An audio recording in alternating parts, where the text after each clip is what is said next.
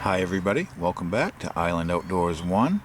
Today we're going to look at a knife from Sears, and it's a Large Stockman.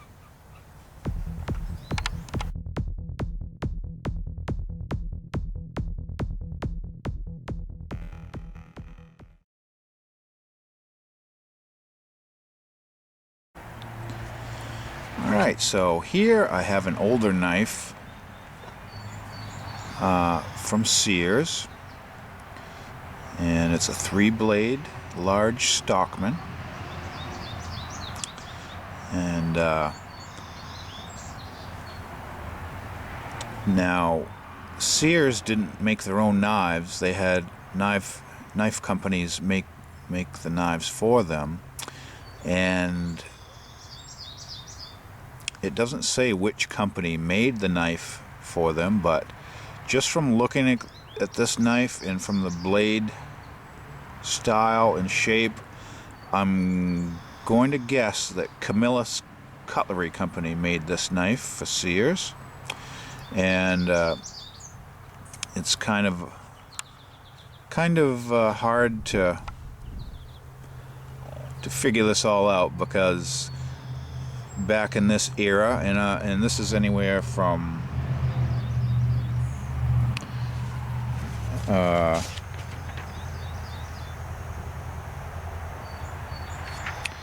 this is anywhere from the 70s through 80s or 90s. I'm just guessing. Maybe could be newer, but I think it's a little older. Alright, that's confusing, but Schrade used to make knives for Camillus, and Camillus used to make knives for Schrade, and Camillus and Schrade both made knives for Sears and Craftsman. So you can see how it gets a little complicated there, but let's back out a little and I'll show you more about this one. We'll look at the outside. You can see the shield, or hopefully you can see that the shield is an eagle holding a I think it's like a two-headed snake or something, or maybe it's just a ribbon. It's hard to tell. But you can see we have plastic Delrin covers or handle scales, and that is peach seed jigging, and it's a dark brown that transitions to kind of a light brown cream color. And you can see we have what looks to be steel or nickel silver pins holding everything together, and we have nickel silver bolsters.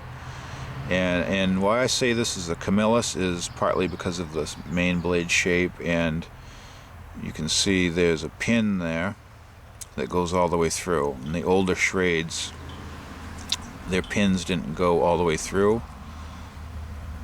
They were held together with a different construction. On the back you see it's a nice serpentine shape, and also a lot of the Camilluses had 2 stacks of brass on this side of for their liners, and that had something to do with the spacing of the blades, I believe. And then we have brass in between the carbon steel back springs. So let's take a look at the main blade. Is a clip point, full flat grind, long pull nail nick, and a false swedge on the top of that. And there's the back side of the blade. We'll look at the blade tang, and you can see it's Sears, and there's the model number 65233. And I don't claim to be an expert on the Sears knives, but from what I gather, I think the model number 65233 is their generic part number for Large Stockman. And again, I'm not 100% certain how their numbering system worked, but the reason I say that is because I've seen other knives that are slightly different than this with the same part number, so I just assume that for this year of Sears knives that this was that part number, and that's as much as I know about that. But our secondary blade is a sheep's foot. You can see it has a little wear on it. It's been sharpened.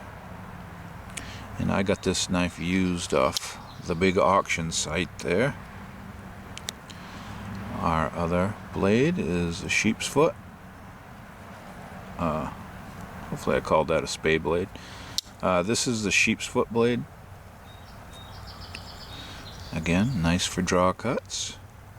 And these all appear to be carbon steel. I don't know if you can see that there's a little patina on this one, and that's the black, kind of black peppering on there. See, it comes to a very fine point.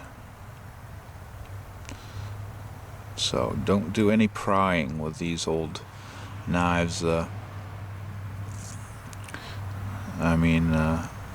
many knives have lost the tips from prying something out of something a little too much, and